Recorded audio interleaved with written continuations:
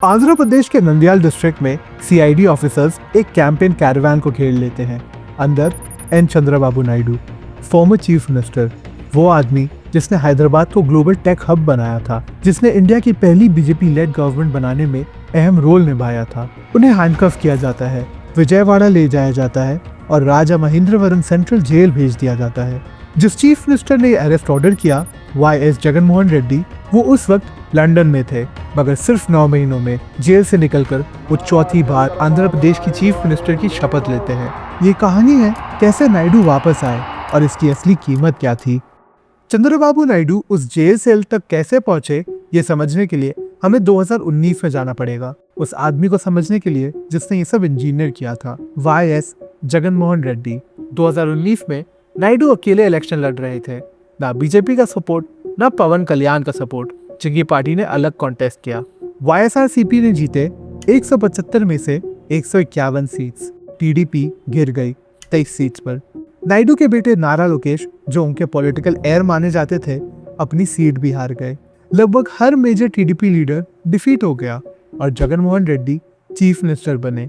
मगर यहाँ से कहानी थोड़ी कॉम्प्लिकेटेड हो जाती है, क्योंकि रेड्डी जेन्युइनली आंध्र प्रदेश के लिए एक अलग विजन में बिलीव करते थे और उनके पास उस विजन को इम्प्लीमेंट करने के लिए वोट्स भी थे। सबसे पहला टारगेट अमरावती। एन चंद्रबाबू नायडू ने कृष्णा रिवर डेल्टा के एक छोटे से गांव को न्यू कैपिटल के लिए चूज किया था। फार्मर्स ने 29,000 एकड़ जमीन दी। लैंड पूलिंग स्कीम के जरिए एक्सचेंज में डेवलप्ड प्लॉट्स प्रॉमिस किए गए थे। फॉरेन इन्वेस्टर्स आए, प्लान्स बने, बिल्डिंग्स खड़ी होने लगी। मगर अमरावती कृष्णा गुंटूर बेल्ट में था, जो हिस्टोरिकली TDP स्ट्रॉन्ग होल्ड रहा है और जहाँ की डोमिनेंट कम्युनिटी है कम्मा, जो TDP का कोर सपोर्ट बेस भी है। जगन का आर्ग्यूमेंट पूरी तरह गलत नहीं था।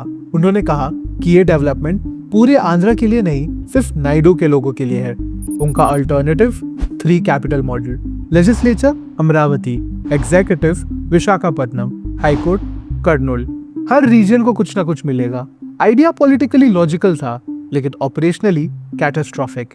3 कैपिटल बिल हाईकोर्ट ने स्ट्राइक डाउन कर दिया, सुप्रीम कोर्ट ने इंटरवीन करने से मना कर दिया, कैपिटल कंस्ट्रक्शन रुक गया। कृष्णा रिवर फ्रंट पर बने प्रजा वेदिका बिल्डिंग्स डिमोलिश कर दिए गए और जो फार्मर्स 5 साल पहले अपनी जमीन दे चुके थे, वो अब भी वेट कर रहे थे। उनकी लैंड आइडल पड़ी थी। डोमेस्टिक और फॉरेन इन्वेस्टमेंट चुपचाप डिसअपियर हो गए। नायडू ने उन्हें कहा था, तुम अमीर बनोगे। जगन ने कहा था, नायडू ने झूठ बोला। दोनों कहानियों में उन्हें अपनी जमीन वापस नहीं मिली। इसके बीच एक और मशीन फुल स्पीड पर चल रही थी, वेलफेयर। जगन की गवर्नमेंट ने 5 सालों में 2.5 लाख करोड़ से ज्यादा डायरेक्ट बेनिफिट्स ट्रांसफर्स में दिए। पेंशन घर तक डिलीवर हुई, स्कूल सपोर्ट मिला और फार्मर्स को डायरेक्ट इनकम सपोर्ट। ये सब रियल प्रोग्राम्स थे जो रियल लोगों तक पहुंचे, खासकर रूरल आंध्रा के बॉटम इकोनॉमिक लेयर तक। लेकिन साथ ही कुछ और भी हो रहा था। TDP के MLAs अलग अलग चार्जेस में जेल जा रहे थे, पार्टी ऑफिसेस पर अटैक हो रहे थे, फॉर्मर मिनिस्टर्स पर केसेस पे केसेस। YSRCP के टेन्योर में TDP लीडर्स का प्रोसिक्यूशन लिस्ट काफी लंबा था। असेंबली के अंदर YSRCP मेंबर्स नायडू पर पर्सनल अटैक्स कर रहे थे, उनकी एज का मजाक, उनके फैमिली पर कमेंट्स। 2021 में सिचुएशन इतनी एस्केलेट हो गई कि एक एग्रीकल्चर डिबेट के दौरान नायडू असेंबली से वॉकआउट कर गए और एक शपथ लिया कि वो वापस चीफ मिनिस्टर बनकर ही आएंगे। जगन के लिए ये पॉलिटिक्स थी, लेकिन जो लोग देख रहे थे उनके लिए ये कुछ और बन रहा था। एक पॉइंट के बाद पॉलिटिक्स में एक इंस्टिंक्ट एक्टिवेट होता है। जब लगता है कि जीतना काफी नहीं है, ओपोनेंट को पूरी तरह डिस्ट्रॉय करना है, और जब ये इंस्टिंक्ट विजिबल हो जाता है तो अक्सर टारगेट के लिए सिंपैथी जनरेट होती है। मगर अभी के लिए नायडू को जेल भेजना था। Andhra Pradesh state skill development corporation 2014 में सेटअप की गई थी, जब एन चंद्रबाबू नायडू पावर में आए थे। विजन सिंपल था, स्टेट के अनएम्प्लॉयड यूथ को स्किल डेवलपमेंट सेंटर्स के थ्रू ट्रेन करना। प्रोजेक्ट में पार्टनर थे siemens India. Total cost 3,356 crore estimate की गई थी, लेकिन CID के मुताबिक कहानी कुछ और थी। उनका क्लेम था कि TDP गवर्नमेंट ने 371 करोड़ के एडवांस पेमेंट रिलीज किए, जब सीमेंस ने 1 रुपया भी इन्वेस्ट नहीं किया था, और उसमें से लगभग 241 करोड़ अलेजिडली डाइवर्ट हुआ एक कंसोर्टियम पार्टनर के थ्रू शेल कंपनीज के नेटवर्क में। Allied Computers, Skillers India, Knowledge Podium, Cadence Partners, ETA Greens. कागजों पर ये companies computer, software, infrastructure supply कर रही थी। CID के हिसाब से उन्होंने कुछ भी सप्लाई नहीं किया था। पैसे फेक इनवॉइसेस के थ्रू सर्कुलेट होते रहे। 2 साल की इन्वेस्टिगेशन के बाद सीआईडी ने नायडू को प्राइम अक्यूज डिक्लेयर किया। नायडू का जवाब सीधा और पॉइंटेड था। उन्होंने कहा, ये प्रोजेक्ट जगन के 5 साल के रूल में भी चलता रहा। अगर ये स्कैम था तो वाईएसआरसीपी ने पावर में आते ही इसे बंद क्यों नहीं किया? दोनों नैरेटिव्स प्लॉजिबल थे और इसी वजह से ये केस पॉलिटिकली इतना एक्सप्लोसिव बन गया।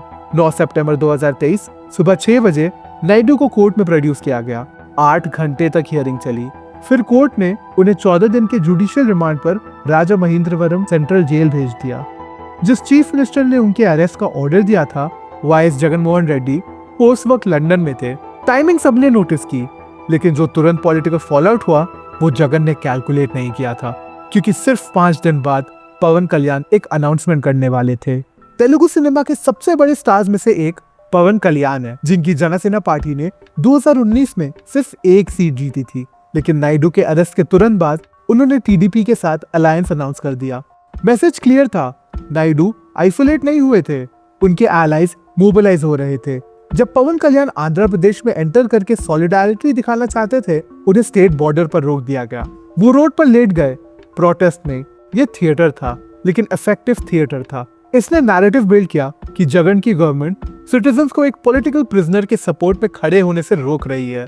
जेल के अंदर चंद्रबाबू नायडू मीटिंग्स करते रहे, स्ट्रैटेजी डायरेक्ट करते रहे और हर विजिटर के थ्रू कैडर को एनर्जाइज रखते रहे। बाहर से पार्टी को चलाने वाले आदमी नारा लोकेश थे।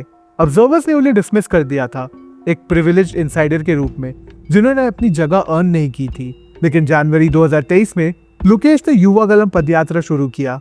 3000 किलोमीटर से भी ज्यादा, 175 में से 86 कॉन्स्टिट्यूएंसीज, स्टूडेंट के साथ बैठना, फार्मर्स के साथ बात करना, अनएम्प्लॉयड यूथ को सुनना। जब नायडू अरेस्ट हुए, लोकेश ने पार्टी को बाहर से होल्ड किया, दिल्ली में डोज नॉक किए, अमित शाह से मिले, अलायंस टॉक्स को अलाइव रखा, जेल में जाकर अपने पिता से गाइडेंस ली और वापस पार्टी तक ले आए।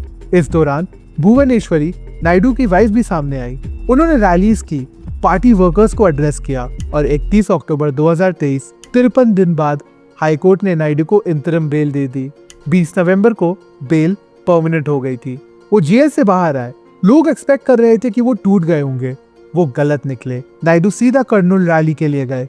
उन्होंने सिंपैथी नहीं मांगी, उन्होंने अटैक किया। मार्च 2024 में जेपी नड्डा ने बीजेपी की अलायंस एंट्री अनाउंस की। यहाँ एक बात क्लियर करनी बिल्कुल जरूरी है, वाईएसआरसीपी की डिफीट सिर्फ नायडू के अरेस्ट की वजह से नहीं थी। ये मल्टीपल फेलियर्स का अक्यूमुलेशन था, जो एक वेल ऑर्गेनाइज्ड ऑपोजिशन से सही वक्त पर टकरा गया। वेलफेयर प्रोग्राम्स रियल थे, लेकिन सिर्फ वेलफेयर बिना इकोनॉमिक डेवलपमेंट के एक अलग टाइप की पॉलिटिकल एग्जॉशन क्रिएट करती है। लोगों को पेंशन मिल सकती है, एजुकेशन मिल सकती है, लेकिन उन्हें जॉब्स भी चाहिए। उन्हें ये भी फील होना चाहिए कि उनका स्टेट आगे बढ़ रहा है। और आंध्र प्रदेश वाईएस जगनमोहन रेड्डी के अंडर विजिबली ऐसा नहीं लग रहा था। इन्वेस्टर्स स्केल पर नहीं आ रहे थे, कैपिटल इशू अनरिजॉल्व था, रोज का कंफ्यूजन और नेशनल लेवल पर मॉकरी, यूथ अनएम्प्लॉयमेंट हाई ही रहा। फिर आता है ग्राम वॉलंटियर सिस्टम, जगन का innovation last mile welfare delivery के लिए, लेकिन इसने एक प्रॉब्लम क्रिएट कर दी। जब बेनिफिट डायरेक्टली सीएम के ऑफिस से आ रहे हो तो एमएलएस और लोकल लीडर्स का क्या फायदा? उनका गुस्सा लाउड नहीं था, लेकिन रियल था। गवर्नमेंट एम्प्लॉयज और टीचर्स भी एलियनेट हो गए। Salary arrears, provident fund disputes और एक ओवरऑल फीलिंग कि गवर्नेंस पर्सनलाइज्ड और आर्बिट्ररी हो चुकी है। ये वही लोग हैं जो ग्राउंड लेवल मोबिलाइजेशन का बैकबोन होते हैं। फिर आती है पोलावरम प्रोजेक्ट, गोदावरी पर एक मैसिव डैम जो स्टेट के लिए लाइफलाइन बताया गया था, लेकिन प्रोजेक्ट कंप्लीट ही नहीं हुआ। फार्मर्स अब भी वेट कर रहे थे। अलायंस ने इस इशू को रिलेंटलेसली पुश किया और फिर एक unexpected factor, YS Sharmila, Jagan की बहन, जनवरी 2024 में इंडियन नेशनल कांग्रेस ज्वाइन करती है और आंध्रा कैंपेन लीड करती है। उन्होंने अपने भाई पर अटैक किया, एक आउटसाइडर की तरह नहीं, बल्कि घर के अंदर की क्रेडिबिलिटी के साथ। कांग्रेस आंध्रा में मेजर फोर्स नहीं थी, लेकिन शर्मिला डाउट क्रिएट कर सकती थी। वो वोटर्स को याद दिला सकती थी कि कहानी सिर्फ पब्लिक नहीं, प्राइवेट भी है। और फिर 13 मई 2024 को आंध्र प्रदेश ने वोट किया।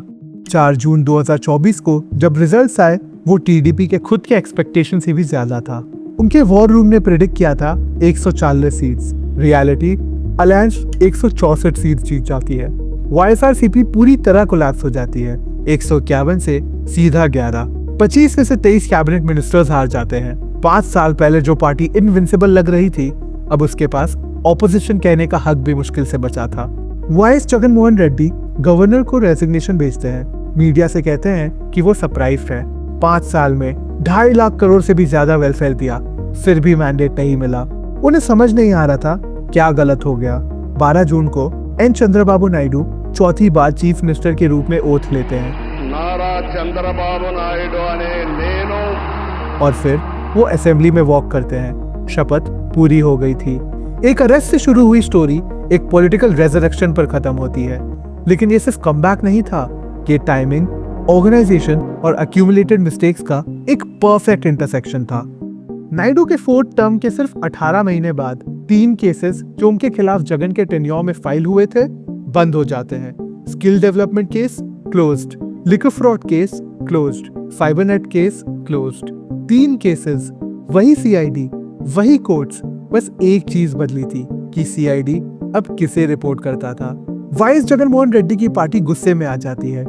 एक्यूजेशन सिंपल है, टीडीपी गवर्नमेंट इन्वेस्टिगेटिंग एजेंसीज को इन्फ्लुएंस कर रही है। और यहीं से एक सवाल भी उठता है, नायडू का अरेस्ट, उनका क्लीन चिट, क्या ये केसेस रियल क्राइम्स थे या फिर पॉलिटिकल वेपन्स? कोर्ट ने इसका जवाब नहीं दिया। उन्होंने बस केसेस क्लोज कर दिए। और ये दोनों चीजें सेम नहीं होती है। एक चीज बिल्कुल क्लियर है, एक आदमी सुबह 6 बजे अरेस्ट होता है, जेल के अंदर से अपनी पार्टी चलाता है, जेल से निकलकर सीधा रैली करता है। एन चंद्रबाबू नायडू डिस्ट्रॉय हो चुके थे, मगर फिर वो वापस भी आए। क्या आंध्र प्रदेश अब जगन के टाइम से भी ज्यादा बेटर गवर्न हो रहा है? इसका जवाब हमें अगले 5 साल में मिलेगा।